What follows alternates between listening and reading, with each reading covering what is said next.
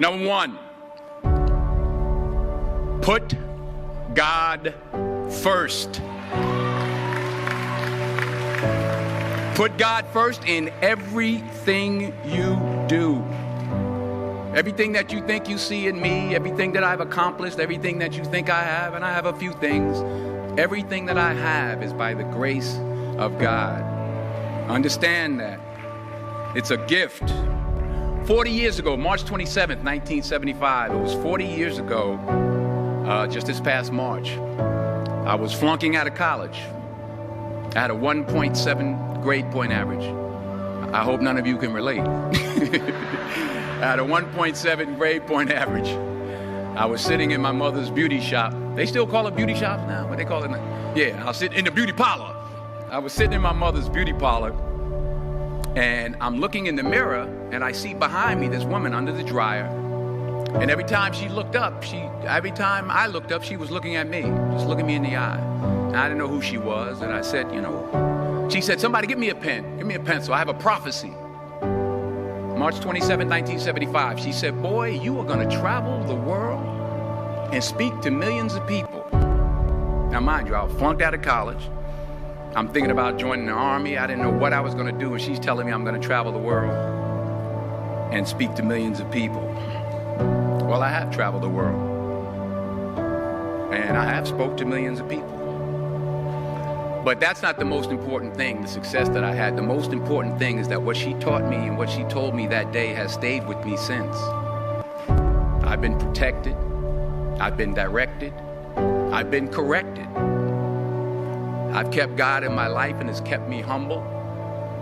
I didn't always stick with him, but he always stuck with me.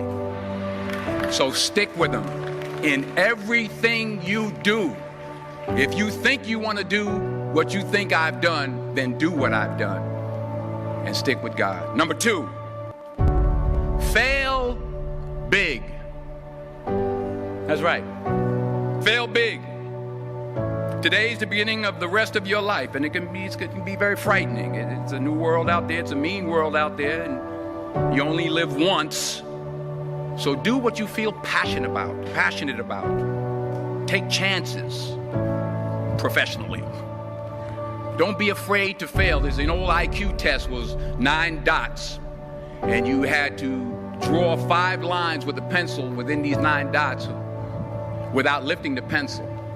The only way to do it was to go outside the box. So don't be afraid to go outside the box.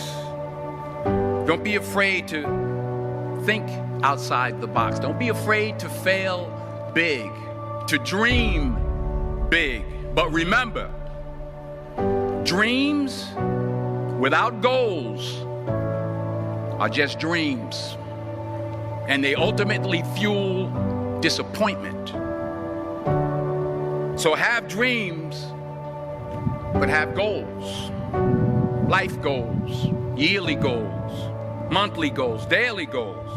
I try to give myself a goal every day. Sometimes it's just to not curse somebody out. Simple goals, but have goals. And understand that to achieve these goals, you must apply discipline and consistency.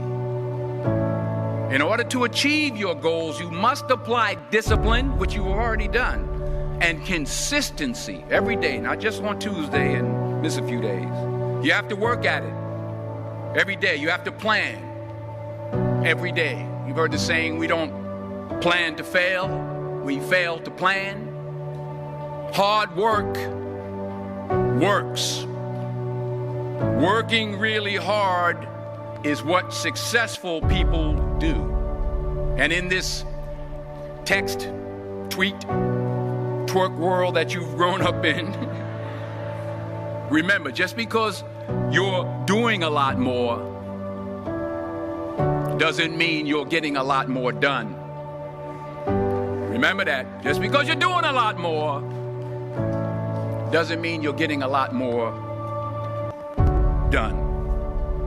Don't confuse movement with progress. My mother told me, she said, yeah, because you can run in place all the time and never get anywhere. So continue to strive, continue to have goals, continue to progress. Number 3, you'll never see a U-Haul behind a hearse. I'll say it again. You'll never see a U-Haul behind a hearse. I don't care how much money you make, you can't take it with you. And it's not how much you have. It's what you do with what you have. We all have different talents. Some of you will be doctors, some lawyers, some scientists, some educators, some nurses, some teachers. Yeah, okay. Some preachers. The most selfish thing you can do in this world is help someone else. Why is it selfish? Because the gratification, the goodness that comes to you, the good feeling that I get from helping others, nothing's better than that. Not jewelry, not big house I have, not the cars, but it's the joy. That's where the joy is, in helping others. That's where the success is. Finally, I pray that you put your slippers way under the bed tonight, so that when you wake up in the morning, you have to get on your knees to reach them. And while you're down there, say thank you for grace. Thank you for mercy. Thank you for understanding. Thank you for wisdom. Thank you for parents. Thank you for love. Thank you for kindness. Thank you for humility. Thank you for peace. Thank you for prosperity. Say thank you in advance for what's already yours. That's how I live my life. That's why I am, one of the reasons why I am today. Say thank you in advance for what is already yours. True desire in the heart for anything good is God's proof to you, sent beforehand to indicate that it's yours already. I'll say it again. True desire in the heart, that itch that you have, whatever it is you want to do, that thing that you want to do to help others and to grow and to make money, that desire, that itch, that's God's proof to you, sent beforehand already to indicate that it's yours. And anything you want good, you can have. So claim it. Work hard to get it. When you get it, reach back. Pull someone else up. Each one, teach one. Don't just aspire to make a living. Aspire to make a difference.